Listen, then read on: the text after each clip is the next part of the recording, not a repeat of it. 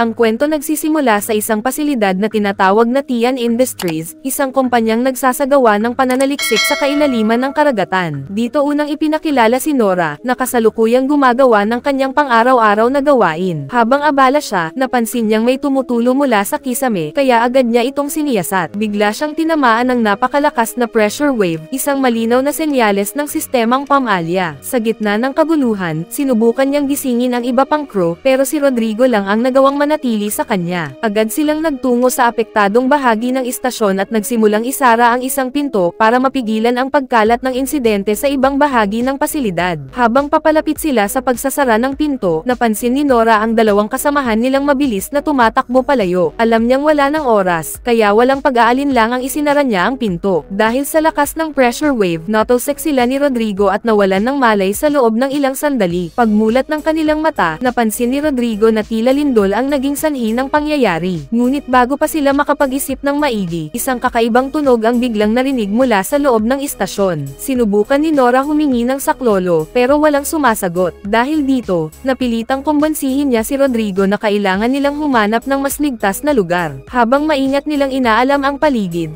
napagtanto nilang ang tanging daan ay isang pasilyong puno ng mga debris. Habang dahan-dahan silang gumagalaw, bigla silang nakarinig ng mahina at desperadong sigaw ng tulong. Sinundan nila ang tunog at natagpuan ang isang lalaking nagngangalang Paul, na naipit sa ilalim ng mga gumuhong bahagi ng pasilidad. Matapos siyang mailigtas, sumama si Paul sa grupo, at tatlo silang gumapang sa isang makipot na lagusan hanggang sa marating nila ang transit area. Dito, nakasalubong nila si Captain Lucian. Agad na nagdesisyon si Nora na buksan ang isang pinto, habang inutusan naman ni Captain Lucian sina Paul at Rodrigo na inspeksyonin ang isa sa mga submarino. Habang binubuksan ni Nora ang pinto, inalam ni Captain Lucian ang lagay nila at agad silang inutusan na magtungo sa control room. Sa loob ng istasyon, nakilala ni Nora ang isang biologist na si Emily at isang engineer na si Liam. Ilang sandali lang, muling nagsama-sama sina Captain Lucian, Paul, at Rodrigo. Ipinaliwanag ni Emily na halos maubos na ang natitirang enerhiya ng istasyon, at kung hindi sila kikilos agad, maaaring tuluyan itong mawasak. Dahil dito, iminungkahi ni Captain Lucian na lumipat sila sa isang kalapit na pasilidad na tinatawag na Roebuck. Ngunit nagatubili ang ibang crew members sa planong ito. Di nagtagal, pinatugtog ni Liam ang huling SOS recording, na nagpapakita ng babala. Ang mga naunang tauhan ng istasyon ay inatake ng mga nilalang na siyang pinagmumulan ng kakaibang tunog na narinig ni Nora kanina. Dahil wala ng ibang pagpipilian, napilitan silang sumunod sa plano ni Lucian. Upang marating ang Roebuck, kailangan nilang maglakbay ng 3 kilometro sa isang hindi pa natutuklasang, at posibleng napakapanganib na lugar. Maya-maya, naghanda sila para magsuot ng kanilang mga espesyal na diving suits. Kabado si Emily dahil ito ang kanyang unang beses lumabas sa istasyon, samantalang sina Liam at Paul ay inihanda ang kanilang mga armas bilang paghahanda sa anumang panganib. Dahil sa kakaibang tunog mula sa SOS recording, nagbigay ng babala si Liam, kapag binuksan ang pinto, mararanasan nila ang napakalakas na alon ng tubig. Habang naghahanda, biglang napansin ni Nora ang isang bitek sa helmet ni Rodrigo. Alam niyang delikado ito, kaya agad niyang sinubukang pigilan si Liam sa pagbubukas ng pinto, pero huli na ang lahat. Pagbukas ng pinto, rumagasa ang napakalakas na tubig. Halos lahat ng miyembro ng crew ay nakaligtas, ngunit hindi kinaya ng helmet ni Rodrigo ang pressure at tuluyang sumabog. Agad siyang nawasak ng puwersa ng tubig. Matinding guilt ang naramdaman ni Nora, dahil napagtanto niyang maaaring alam ni Rodrigo ang sira sa kanyang helmet, kaya ipinasa nito ang mas maayos na helmet sa kanya bilang huling sakripisyo. Sa kabila ng kanyang lungkot, mahigpit na sinabi ni Captain Lucian na wala silang oras para sa pagluluksa, kailangan nilang magpatuloy. Ilang sandali ang lumipas, isang SOS signal ang natanggap ng crew mula sa isang malayong lokasyon. Dahil dito, inutusan ni Captain Lucian sina Paul at Liam na lumabas upang siyasatin ang pinagmulan nito. Napakadilim sa paligid, ngunit sumunod sila sa gabay ni Nora habang patuloy na umaalingaw-ngaw ang mga nakakakilabot na tunog sa kadiliman. Sa kabila ng paghahanap, wala silang natagpo ang ibang nakaligtas, tanging mga kakaibang organismo ang nakita nila. Dahil wala nang iba pang male iligtas, iniutos ni Captain Lucian na bumalik sila sa istasyon. Ngunit biglang inatake si Paul ng isang hindi kilalang nilalang. Agad namang bumaril si Liam upang mapalaya si Paul, at nagdesisyon silang dalhin ang nilalang pabalik sa loob para masuri ito. Pagdating sa loob, maingat na sinuri ni Emily ang nilalang at ipinahayag niyang posibleng ito ay isang hindi pa natutuklasang uri ng hayop. Habang abala sila sa pagsusuri, biglang huminto ang elevator na kanilang sinasakyan. Muling lumaganap ang nakakapanindig balahibong tunog mula sa labas. Dahil dito, nagbabala si Paul, maaaring ang nilalang na kanilang nahuli ay may mga kasama o anak sa paligid. Agad niyang isinara ang pinto upang maprotektahan ang grupo. Sinubukan ni Nora na patakbuhin ang elevator, ngunit hindi ito gumana. Sa isang iglap, isang napakalaking nilalang ang lumitaw sa labas ng bintana. Isang malakas na pagsabog ang yumanig sa istasyon, at biglang bumagsak ang elevator. Agad na nagmadali ang grupo upang masecure ang kanilang mga helmet bago sila bumagsak sa ilalim. Sa kanilang paglabas, pilit nilang iniwasan ang mga nagkalat na debris mula sa sumabog na bahagi ng istasyon. Sa kasamaang palad, tinamaan ng mga bumagsak na debris si Liam. Agad siyang tinulungan ni Captain Lucian at Nora papunta sa pinakamalapit na istasyon. Pagdating doon, napagtanto nilang nasira ang kanyang oxygen supply, isang napakalaking banta sa kanyang buhay. Agad na inactivate ni Nora ang drive sa tunnel, ngunit patuloy nilang naririnig ang nilalang na tila sinusundan habang naglalakbay. Napilitan silang huminto dahil binaha at nabarahan ng debris ang daanan. Ngunit hindi sila nagpatinag, nagpatuloy sila sa paglakad sa ilalim ng tubig. Dahil si Nora ang pinakamaliit sa kanila, siya ang unang lamusong upang hanapan ng daan ang grupo. Bago magpatuloy, inutusan ni Captain Lucian ang lahat na itali ang kanilang sarili sa isa't isa upang maiwasang magkahiwalay. Ngunit sa isang iglap, biglang hinayla si Paul ng isang hindi nakikitang puwersa. Agad na sumugod ang kanyang mga kasamahan upang sagipin siya, pero huli na ang lahat. Gwinakwak ng halimaw ang kanyang suit, at agad siyang tinapos ng nilalang. Napilitang tumakas ang natitirang miyembro ng crew hanggang sa makarating sila sa communications room.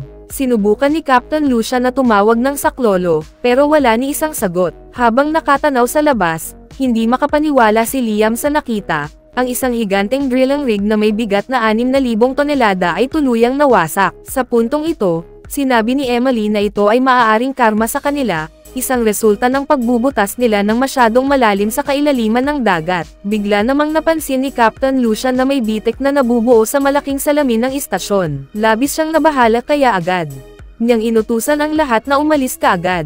Ngunit nag-alinlangan ang iba, dahil alam nilang sira na ang suit ni Liam at baka hindi niya kayanin ang paglabas. Ramdam ni Liam ang pag-aalala ng grupo, kaya sinabi niyang iwan na lang siya. Ngunit hindi ito matanggap ni Nora at Captain Lucian, hindi nila siya pababayaan. Habang tinutulungan siyang makaalis, biglang lumitaw ang isang dambuhalang halimaw at hinablot si Liam papunta sa isang madilim na lagusan. Nakikita pa nila ang isang paa ni Liam, kaya hindi nagdalawang isip si Captain Lucian. Sa kabila ng panganib, buong tapang niyang sinundan ang halimaw sa loob ng lagusan sa pag-asang maibabalik niya si Liam. Sa huli, nagawa niyang kunin ito at iniwan muna kay Nora habang bumalik siya upang kunin ang kanyang sandata. Bago pa man makuha ni Captain Lucian ang kanilang pagkakataong makatakas, biglang hinayla siya ng nilalang papalalim sa madilim na lagusan. Sa gitna ng kaguluhan, nadala rin si Nora dahil sa lubod na nakakabit sa kanya at isa pang kasamahan. Sa kanyang huling sakripisyo, buong tapang na tumalon si Captain Lucian papunta sa nilalang.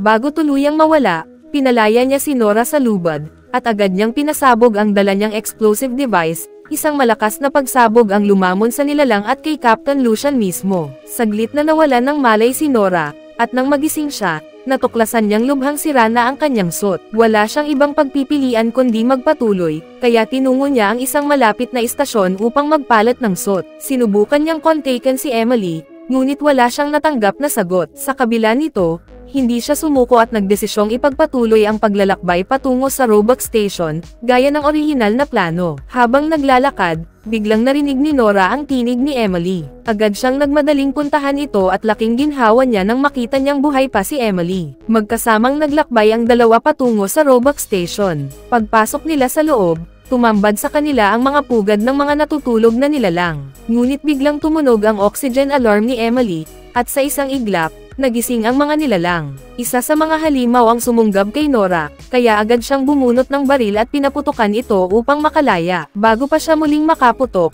biglang hinayla ang halimaw ng isang napakalaking anino. Gamit ang kanyang flare gun, pinaputok niya ito, at sa liwanag, tumambad ang isang dambuhalang nilalang na walang iba kundi si Talho mula sa sinaunang alamat. Sa tindi ng pagkabigla, hinimatay si Nora dahil sa matinding alon ng enerhiya mula sa presensya ng nilalang. Mabuti na lang at agad siyang sinagip ni Emily at dinala sa loob ng istasyon. Habang nakarecover si Nora, napansin ni Emily na nauubusan na siya ng oxygen. Walang ibang paraan, kaya gumamit si Emily ng isang fire extinguisher upang sirain ang basag ng helmet ni Nora.